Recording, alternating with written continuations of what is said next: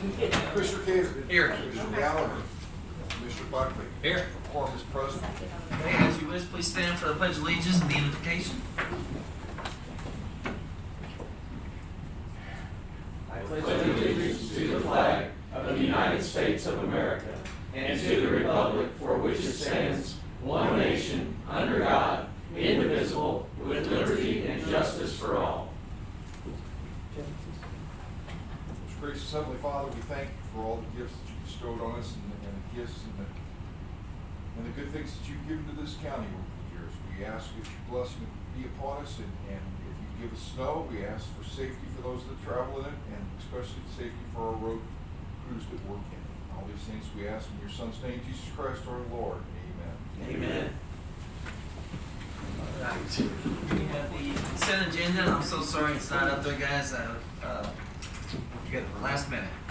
We have approval of minutes. We have public hearing minutes, monthly report, quarter deeds, road collector, broken property for the for Kristen Bowen's office. She's breaking. Yes. Why are you breaking stuff? Breaking property. Everything broke when I came in. Appointment order for the Alea Martin and deputy clerk in the assessor's office, and at $12 per hour. An appointment of Jason Bradshaw, a field appraiser, for $13.25 an hour. And I have a couple of the we did a high performance leadership master's certificate, and I don't know if either one of them are here, but it actually up mine. I passed that thing, thank goodness. Angie Ussery and Parks Peterson. And there's a couple more that's in this leadership program. It's through NACO, and I just wanted to make sure that you guys knew that those guys, NACO is National Association of Counties, and they do a leadership program too. They have a bunch of good speakers in there, and it's all online, and it's I just wanted to make sure you guys knew that we were doing it. There's a couple people that are, Harold I think is in it for this go around. I think Eric's in it for this go around, and a couple more. So, and maybe a couple more will join in on that too. So it's a good program, and it's also on there. I just wanted you guys to be aware that we have those on there. So that's the consent agenda. So, entertain a motion? Yeah, I'll make a motion that we approve the consent agenda. I'll second. Any questions? Hearing none. All in favor? Aye. Aye. Opposed? All right. The tabled agenda items, we haven't tabled one. Why don't we just move that to when we get all the information? Yeah, they're still working on that right now, I think. Bridget, right now, we're still working on that right now and gathering up some, I think they've got a few items that we're trying to find, so we're still working on it. What of the table? A couple tables on there. But we have been in contact with Dudley's office too, so thank you guys for bringing that to our attention. He drive around and see a table somewhere called. Yes. So going into Sorry, you tabling it? Yes, we're still tabled. They're still. We're going to table it. We're going to find those tables. All right.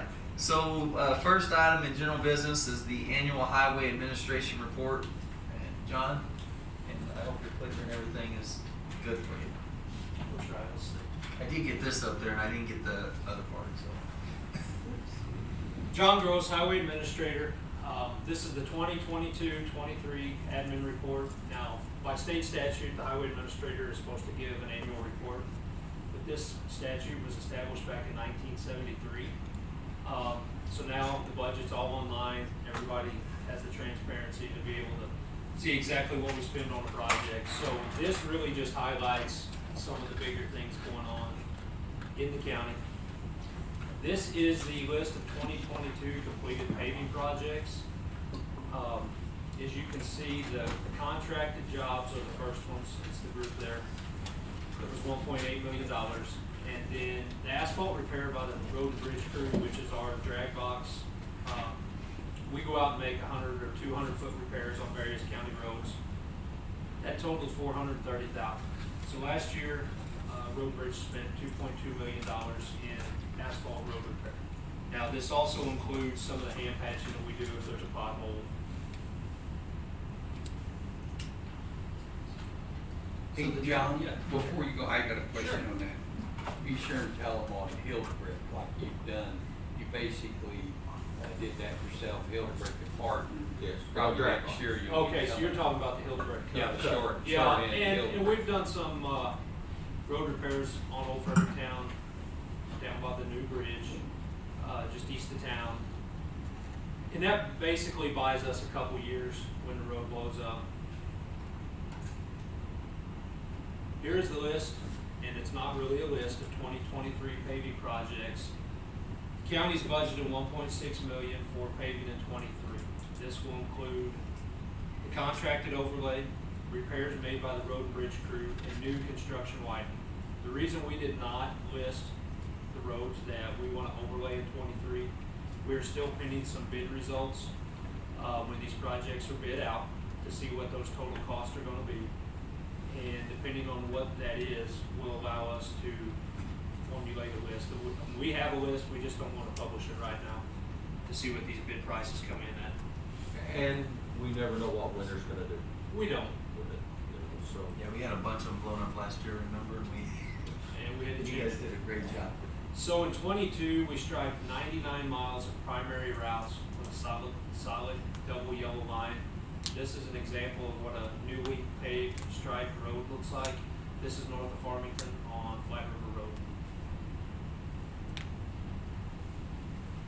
2023's new equipment will be a new Western Star 4700 tandem dump truck and a new two-wheel drive John Deere tractor with a Tiger boom mower.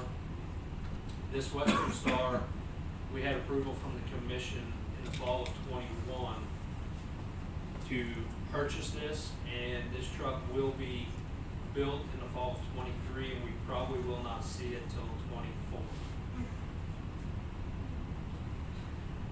This is a list of the 22 completed bridge projects. The bridge in the picture is on Old Fredericktown Road, south of DD. This was built in-house by our road and bridge crews with reclaimed beams. So that is the first one on the list. The second one is the Old Fredericktown or the Feezer Road Bridge over Wolf Creek that was built by Brockenmiller. The Primrose low water structure, it's very similar to the one in the picture. That was built by the road and bridge crew with reclaimed beams. We are starting, it's under construction right now, the old Jackson Bridge south of Libertyville, which will be built by the road and bridge crew. This will be a two-span bridge with the reclaimed beams. I know there's been a lot of talk about the Berry Road project. It is designed. There are a few extra hurdles now since we were awarded the cost share grant that the engineering firm has to get cleared up. The commission doesn't even have their program agreements yet, which maybe you guys will see at the end of January, beginning of February through MoDOT. Then we have the Stain Creek project. This was a BRO project with an 80-20 match. This was the last one in the state under the old BRO agreements before MoDOT went and changed and combined their BRO VFP program with an 89-11 match. The Silver Springs and King School is under that new program and is currently being programmed, where the county is responsible for the 11%. That could be cash money or it can be soft match credit, but with the amount of soft match credit that we have currently and the approximately $680,000 in soft match credit that we'll receive from the Feezer Bridge, we'll have more than enough to take care of any program bridge and sell some to other counties. John, how many of the beams that we have left, how many do we have? We'll have one set left, which will go to Osbury, which is right here on this, which is our 23 bridge projects. We'll go up there. Do you see anything in the future, maybe, like I say, purchasing them in the future anymore? If we Is can that a find some, one-time deal? it might have been a one-time deal. So, the 23 projects, like I said, the old Jackson Bridge, we started it in 22, but that'll be completed in 23. Alsbury Chapel, Sorry, I told you wrong on those reclaimed beams, Carrie. We're gonna use new ones on Alsbury. That bridge is on the deficient list. So we'll use a new beam up there that we'll bid out. But that will, in turn, give us some extra soft match credit for other projects. Corber Road, we're gonna be installing 2 rows of box culverts there, the precast box culverts. And depending on exactly how much of our soft match that we can get sold this year, we will be doing the Cedar Run Bridge, which is actually a low water. It's not eligible for any funding through BRO, and that would just have to be funded by the county, or with the sale of this soft match credit. We won't receive any soft match. We can't use any BRO funding, so this low water will be the full responsibility of the county to fund it. Well, my fingers are crossed. It should be noted that, what John had talked about earlier, if we use reclaimed beams on a project, we cannot capture soft match credit. That's correct. And then basically the reclaimed beams, and you have to buy new beams for Alsbury. Correct. You're basically talking pretty well doubling that. Right. The beams will roughly be about 80,000 Yeah. Alsbury. Now, you can't really double dip. You can't use a reclaimed Yeah. beam that you got at a fraction of the cost, then go back and capture the soft match credit for the price of a new beam.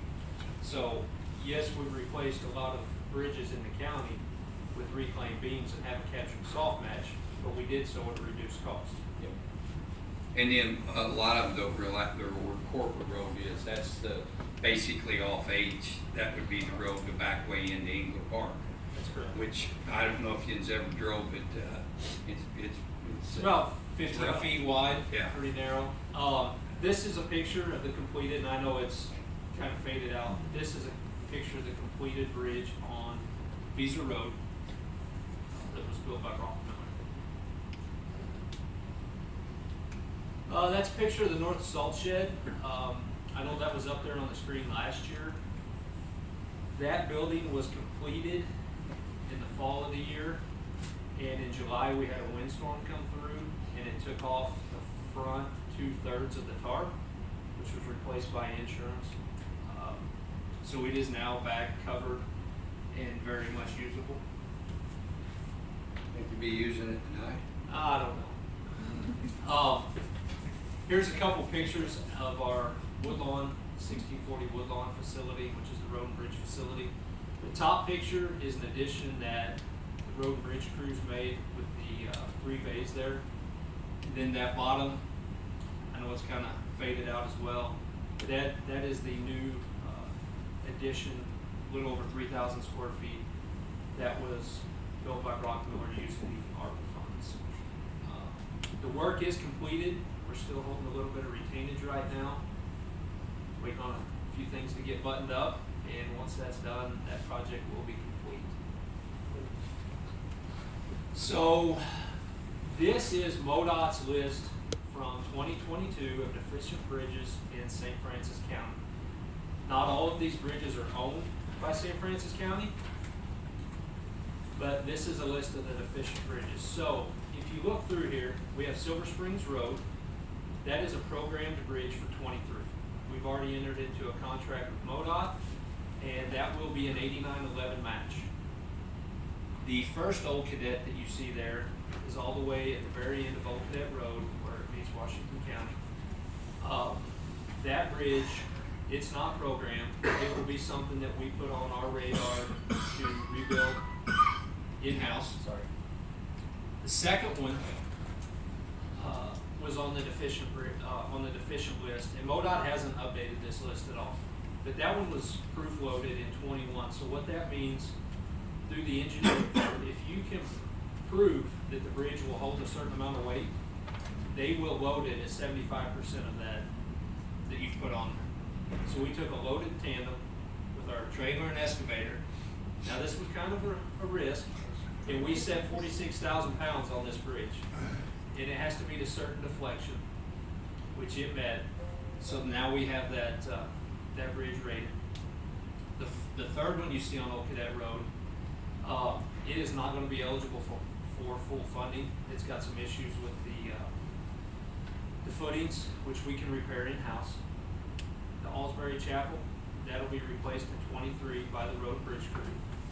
Sand Creek is currently being programmed through the MoDOT BRO with an 80-20 match. Busick was replaced by the road and bridge crew with new beams in 21. Old Jackson Road is currently under construction from the road and bridge crew. Feeser was replaced in 22 by Brockmiller. The Gallatin Drive is the dam at Iron Mountain Lake.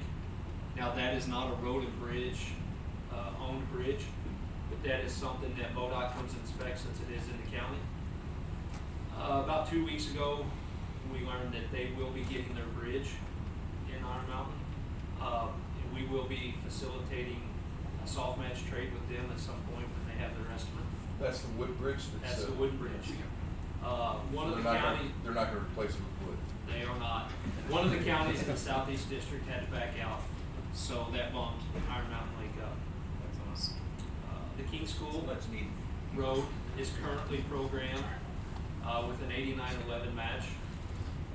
The East Street, that's over in the city of Leadwood. That is not owned again by San Francisco County, but it is inspected by MoDOT. That was about 2 down the list from the Iron Mountain, so it is definitely on MoDOT's radar to be replaced. Then we have Old Route 8, which is just west of the West County School District. That was our third choice to be replaced with Silver Springs and King School. So that is on MoDOT's call for project as well. And then we have Kings Road, which is on the Old Route 32. As of now, there's no plans to replace it. With the new BRO system, we do not receive a yearly allocation like we used to, based off of square feet of deficient bridges. So if we're ever to replace that, either we have to put it on MoDOT's on-call list, or we have to replace it in-house. If we were to tear it down, we may find an issue like we have on Berry right now. Now it has a 3-ton limit. Only cars or four-wheelers are supposed to be crossing it. But as you can see, that list right there, which is pretty significant, really now has 3 bridges that are deficient in the county that are owned by the county. So as that list has shrunk dramatically, we will now start focusing some attention on overlay roads and some low water crossings that need to have bridges constructed over there. And just to bring up, I want to make sure that the people out on Cedar Run that do need a new crossing, that it is not on here most likely because it isn't a bridge. It's a low water crossing, so It's it a doesn't low- make their cut. A lot of people I get calls from say, hey, what about Cedar Run? We need a bridge. And I know you need one. I've been thorn in everybody's side, trying to get that. But When it's we not a replace bridge, it- it's a low water crossing. When and if we replace it, it will be a bridge. Yes, and It that will be in and the- It'll be on that's the what I list. keep trying to tell them. List. It'll be on that bridge program after that. So yes. A lot of people awesome. classify it as a bridge, but MoDOT does not. They do It has not. to have 20 feet of clear opening to be classified as a bridge. I just want to make sure that it was But out we there. have several of those in the county. Cedar Run's one, Sapple's another one, that really traps people when the water gets up. So now that these bridges are being constructed, now we can, like I say, focus some of our attention on some extra overlay or some of these low water crossings in the county. Yes. Awesome. John, I want to make a comment too. There's 2 bridges up there, one in Gallatin and Kings Road. And, we kind of take it for granted, fire trucks, school buses, but that kind of creates a problem for those people out. Now, King School, there's not a lot of housing out there, but. There's not, but it's still a pretty big go around. Yeah. Depending on which side the Say, fire department's coming in from. what happens there, like if they have a fire out there or even school buses, they can't cross those bridges, so you gotta go down to the next exit, come back. That's the same way without an Iron Mountain Lake like Gallatin. That's a long way around if a fire truck has to go around and get. Well, they can't because they have to cross Yeah. Gallatin or King School to come in on the west side. Yeah, and Same way that with- creates a problem. That's kind of one interest, why you wanna look at those. Same way with Silver Springs because some of that area is under the Soto rule and they cannot cross that area, so they have to come off of the north end of the county. It takes them a way longer time to get to it. It does. This is an overview of what a BRO project or soft match credit is. I updated this from last year because some of the criteria has changed.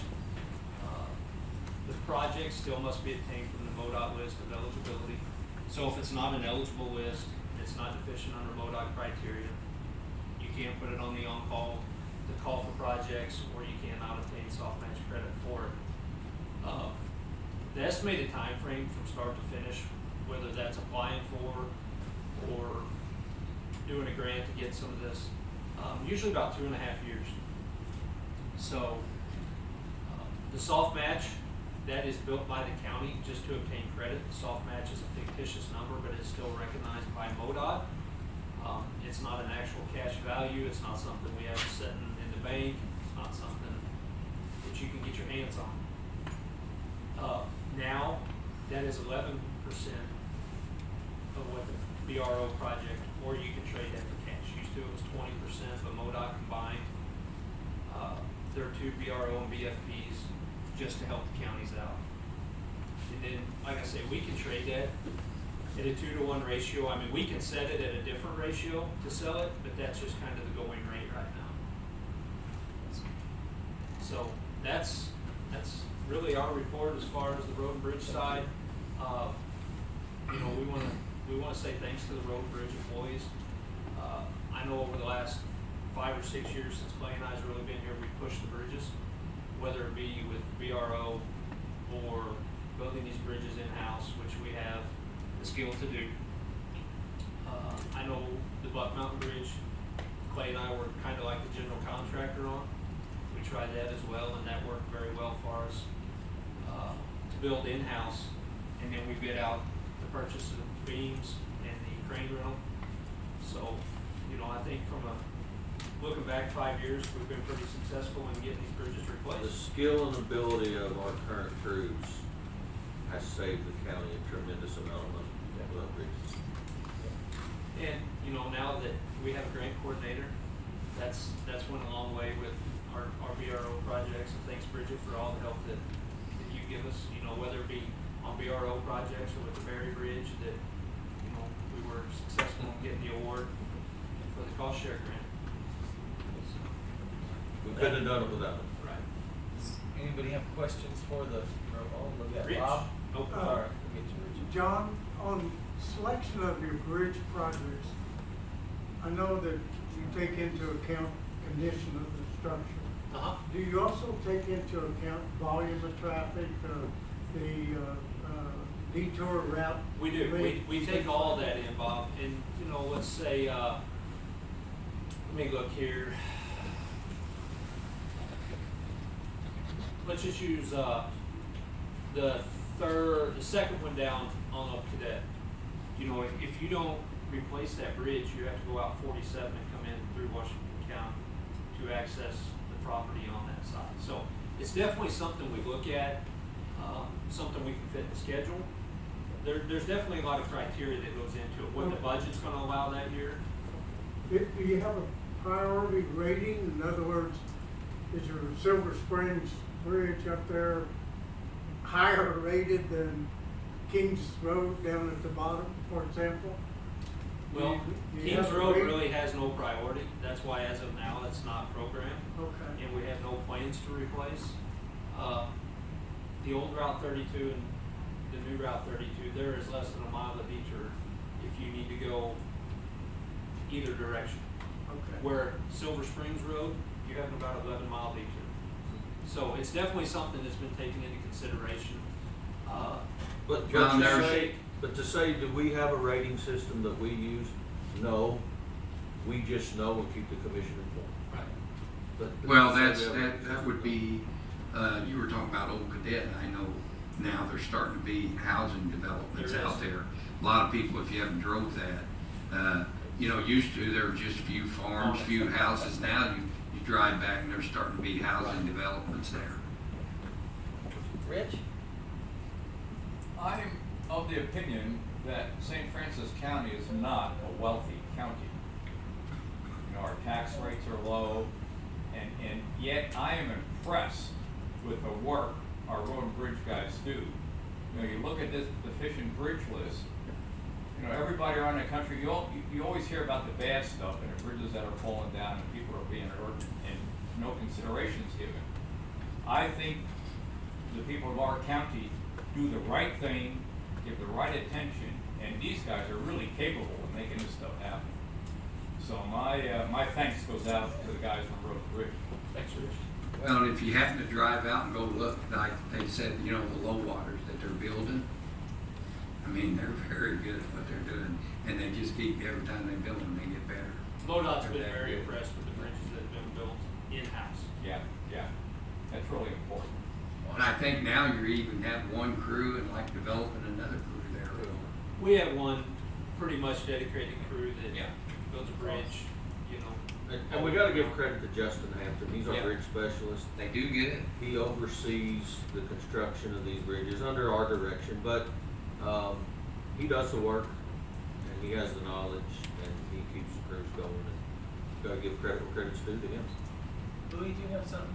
John, if there's in play, if there's a criteria of such, it would probably lean towards school bus safety and emergency services. That's correct, yeah. You know, we had some dead-end roads, 3 or 4 years ago, they had low water crossings on them, and that was kind of a priority for us to go in and put box culvert crossings in.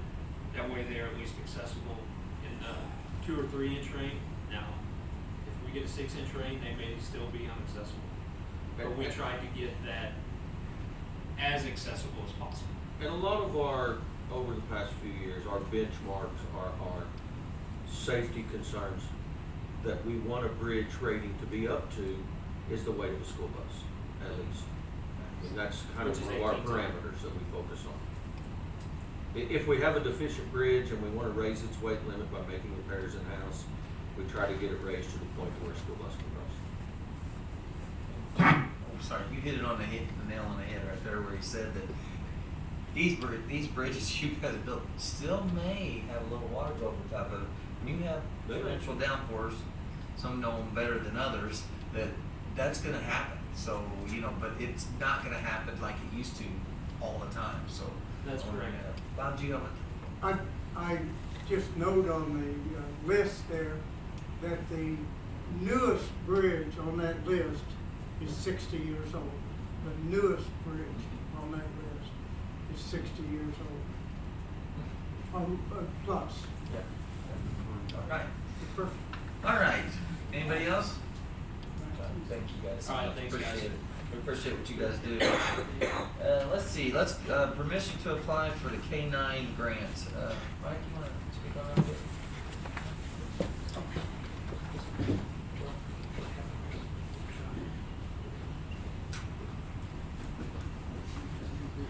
Mike Ryan, Sheriff's Office. Is that all? I might be. I'm not sure. Go ahead. Is that still on, Joe? It should be. That now it's on. No. Okay.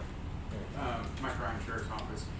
We're asking permission to apply for a K-9 grant. It's a Dr. K-9 through United States Police K-9 Association. It is a match grant. It's a 75-25, the county 25% of it. For K-9, that's $10,000. The 25% will actually be paid for by St. Francis County K-9 Fund. That's not associated with St. Francis County. That was set up when we purchased and did fundraisers for our current K-9 Chi. And there's still additional funds in that account that we could utilize for the 25% of this grant. Pretty much what the grant is, and where the additional 25% is going to come from. I know I was speaking with Bridget, there was an additional piece of documentation that we needed in reference to a letterhead stating where that 25% was going to come from, and it will come from that funding, which I will get that letterhead today, which is needed for the grant. We're developing our K-9 division for St. Francis County for multiple reasons. Fugitive apprehensions, tracking for missing persons, and of course drug detection. Early this morning, our canines were deployed in reference to a traffic stop, and we seized between 4 and 5 pounds of methamphetamine this morning around 2:30, along with firearms. A canine division for our county and our population and everything that's going is something that's definitely needed. Our canines are utilized through all departments within this county, and surrounding counties call for us.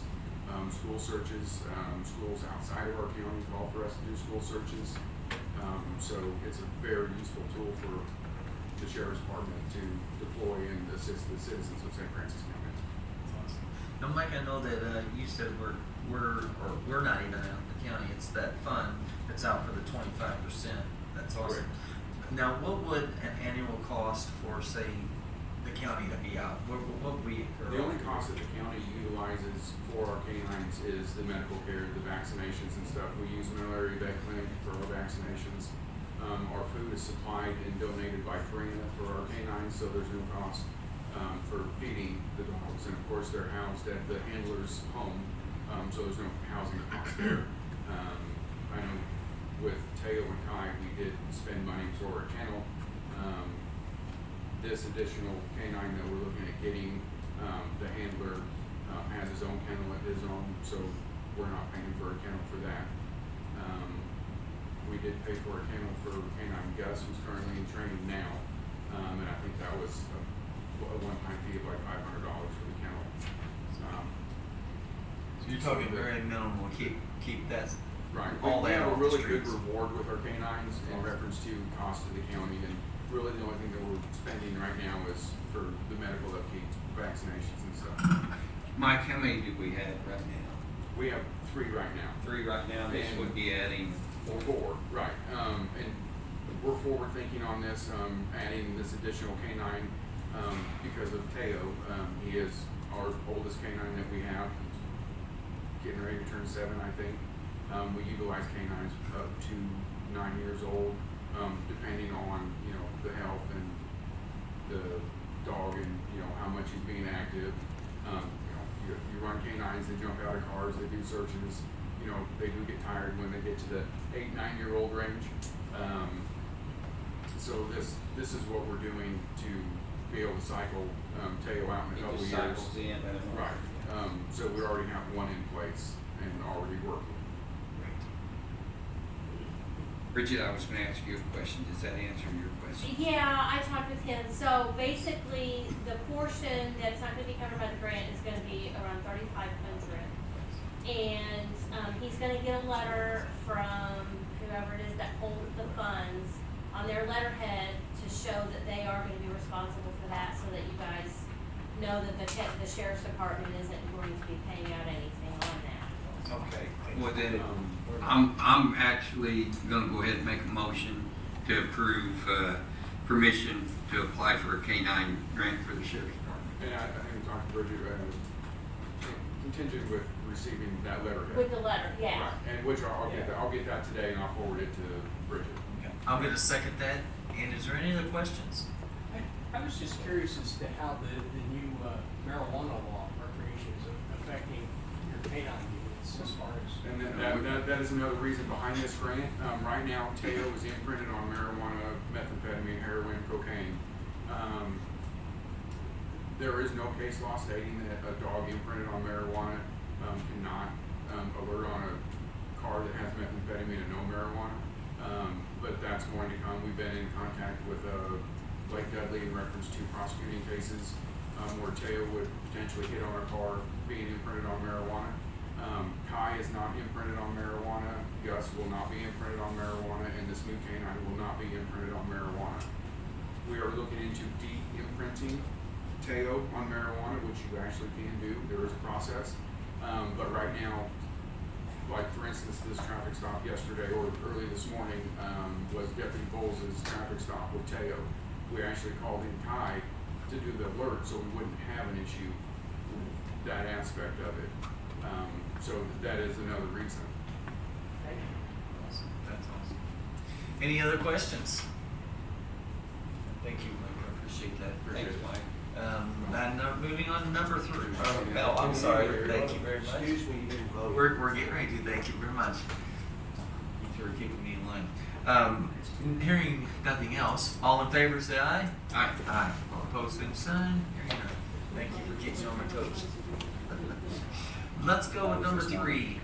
Pre-employment, return to work policy and agreement, Road and Bridge, and That was Clay Copeland with Road and Bridge. We give you a little bit of a history.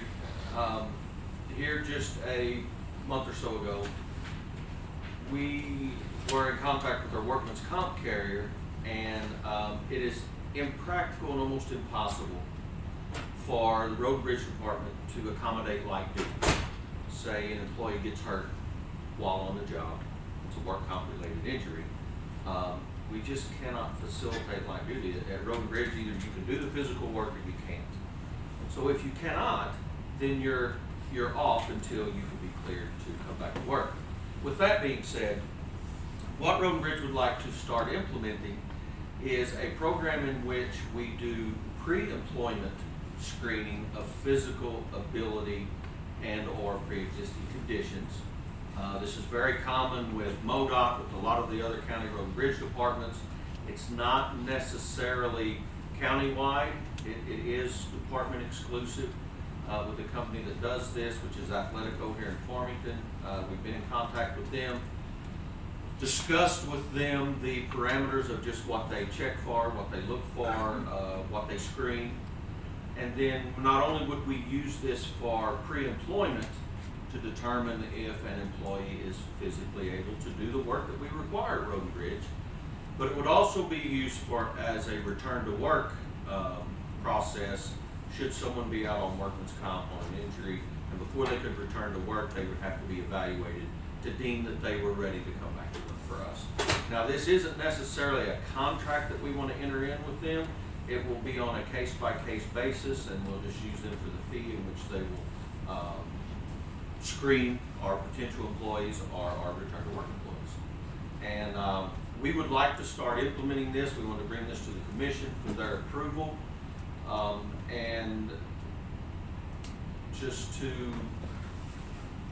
hopefully in an effort to lower our workman's comp rates and just to make it safer for our employees and all those around.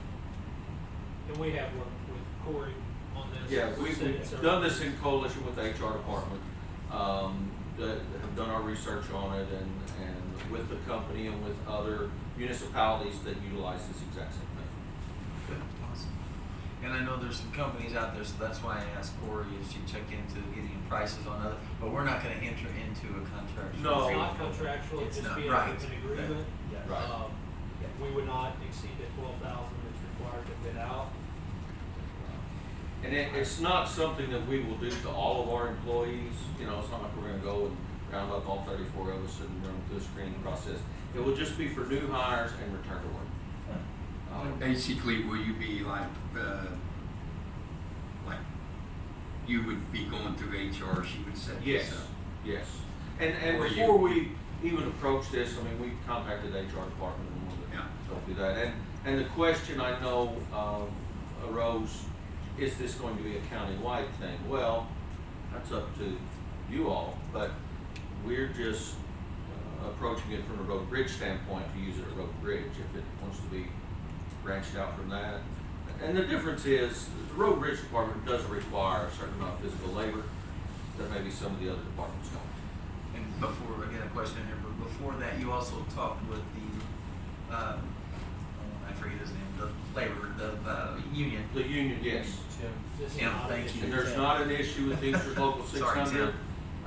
We spoke with the business agent before even approaching the commission with this, to see if there was an issue, and he said it's a very common practice in Yes. almost every shop that he represents. Question, go ahead. It's not really a question, I would just advise against using the term pre-existing condition, because that's not protected. There's actually, just recently, even in Missouri Supreme Court, your pre-existing conditions, unless it basically impairs somebody from doing a job, they are not protected. So it's deemed as something you cannot judge for employment on. This And would that's be more, judgeable. that's more a wording because. Yeah, that's why I'm saying they advise know it's a don't range use of that. motion. If I only Yeah. have 50% range of motion, I think is what it, If you had an what they're injury doing. 10 years ago Yeah. and Right. the range of your motion in your arm is 50% of what it should be, Yes. that's fine if you can still physically do the Yep. job. But now they have a baseline. But they If will you hurt determine that that. arm again, That's, They have I'm a just baseline saying, of I what would your be motion is. careful And using that term. You're right, yes. Because there's a lot of lawsuit happy people in this world. And you're right, and I was wanting to make sure that they knew the difference, that I don't know. Well, and probably this- another word for This it. company that will be doing this, is familiar with all the legalities of it all. it works with work comp. Yeah, and they work with our work comp carrier all the time. Let's get them, let's, on the questions, and do we need to make a motion on that, or we just give you guys permission? We didn't, we didn't want to implement this without the commission. Do we need a motion? We need a motion on this, Corey.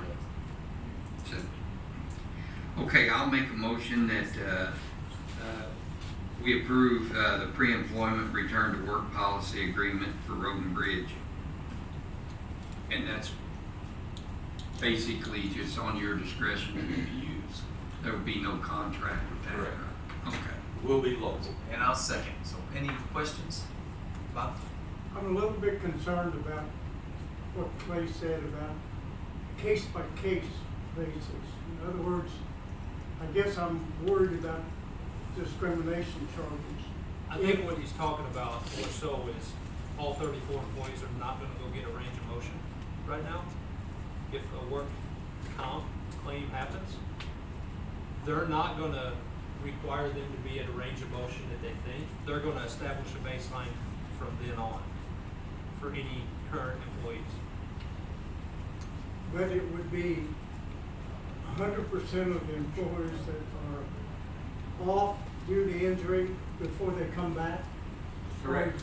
Okay. Correct. That's the issue Yes. that I That's wanted to be sure correct. of. Yeah. And all new hires. So any Okay. work comp claim, and any new hires have to pass this test, a background check, a pre-employment drug Yeah, test. what I was leading up to, and I felt confident that this was not the case, is that, I like Kerry, but I don't like David. And, yeah, we're gonna run Kerry through the wheel and David. You're not alone. Somewhere, or something like that. But that's not the case. When I said case by case, I meant Get beat up. through this vendor as needed. Okay. That clears it up. Us in the north get beat up quite a bit. That's okay, Bob. I can handle it. I'm thick skinned. This would probably be a pretty good precedent set now, because I can see in the future,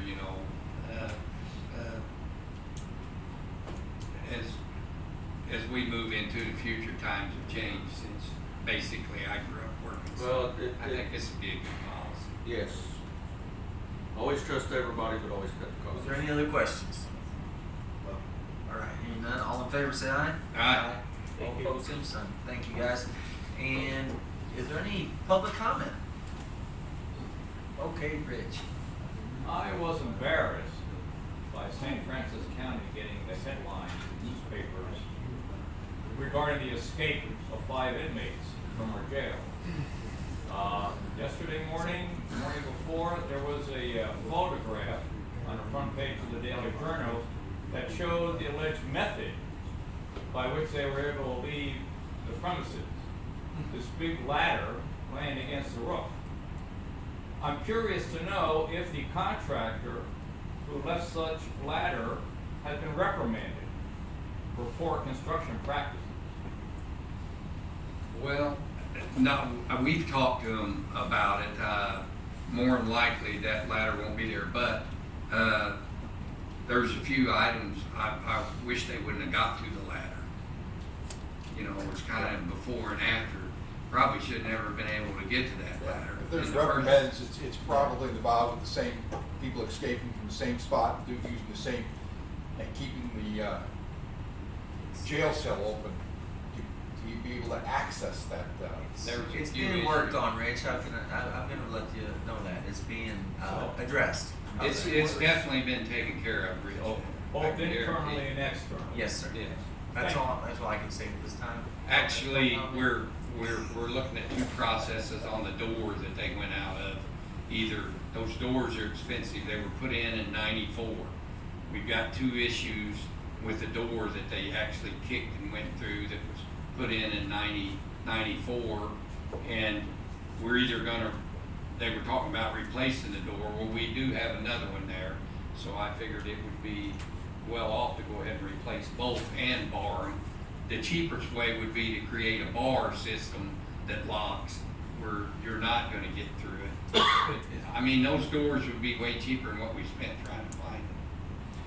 Is there any other public comment? Thank you. All right. Any departmental reports? Any department?